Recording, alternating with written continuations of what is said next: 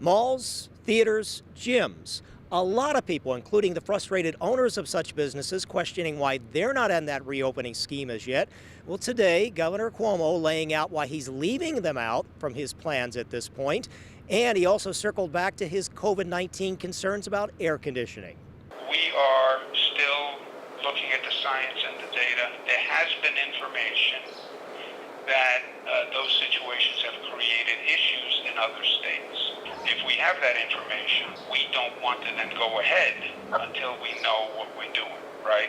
This is a road that no one has traveled on before. Logic suggests if you see a problem in other states, then you explore it before you move forward in your state. Our Department of Health is trying to determine if there is any filtration system for an air conditioning system that can successfully remove the virus from air circulation.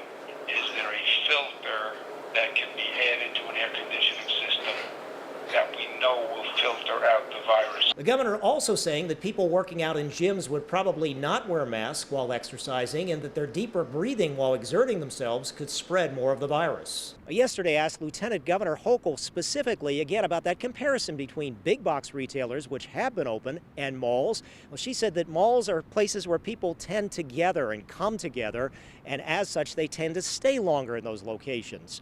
But still, even from state lawmakers, a lot of disagreement on this particular issue. Ron Plants, Channel 2 News.